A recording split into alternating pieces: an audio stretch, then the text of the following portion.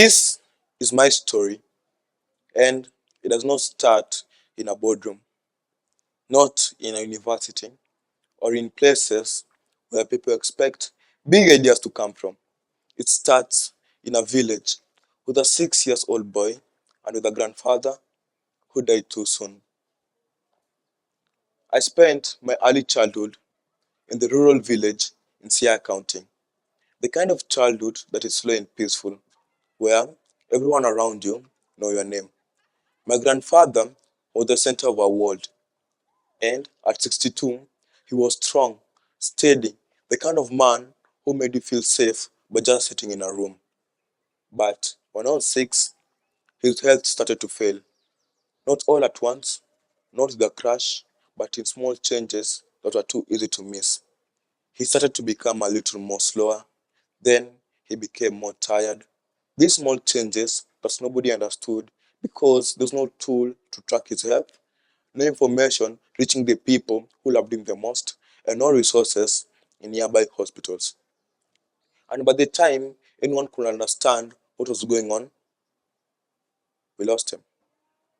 And I remember sitting with that loss, not understanding what was going on, but knowing something important had been taken from us. After my grandfather died, we moved into Nairobi. We came to Mathare. And I want you to understand what Mathare feels like. Not the way newspapers or TV describe it, but the way it actually feels to live in it. It is full of people who work hard every single day. It's a community built of strong resilience. But it is also tough in ways that feel real, like limited resources and limited infrastructures. By that time, I was a child carrying the loss of my grandfather and trying to find a place where my foot belonged. Then I met my friend. He was called Hezron and he was 7. He was everything I needed. In a place where days felt heavy, he made them feel light. He had this kind of energy, this kind of warmth that made everything feel light wherever he went. Then one day, he got a fever. In Mathare, you often see children with fever all the time. People wait, they manage it, and hope it passes. But his didn't pass. His parents, who loved him the most, had no idea, no explanation to what was happening to their beloved child. He had to be moved from one hospital to the other, which all led to confusion.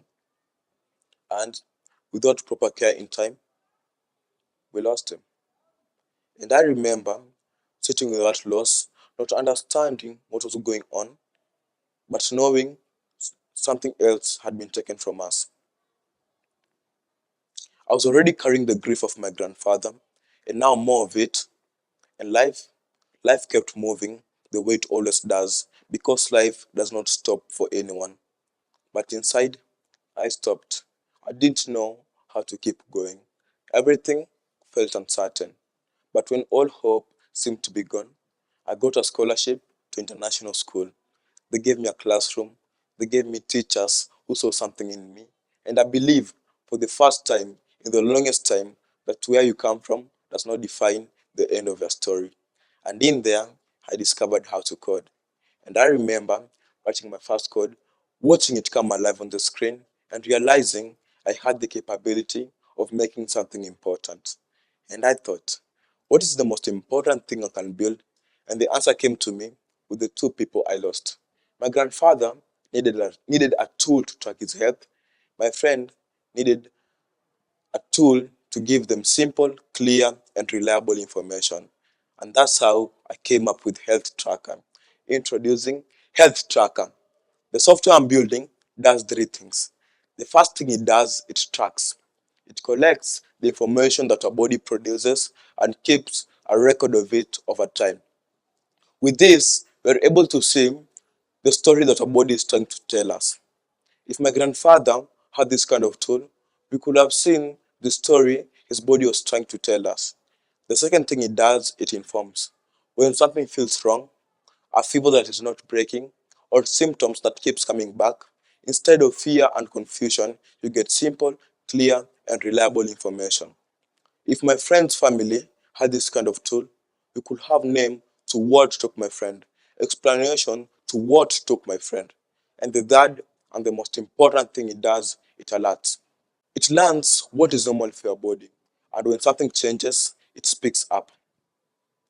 Three words at the right moment could have given my grandfather more time. My friend, his whole life.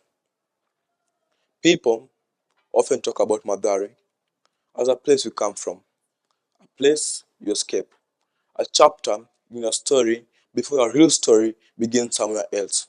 But I'm still here because people here deserve a solution built by a person who understands their own life, not imported from somewhere else and has never heard of them.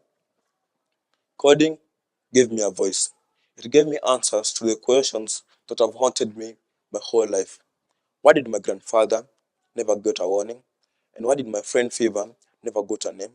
And why do people in places like Mathare have to keep losing their loved ones to situations that could have been stopped with the right support? And I'm building the answers right now in Mathare. My grandfather was 62. He had more life in him. My friend was 7.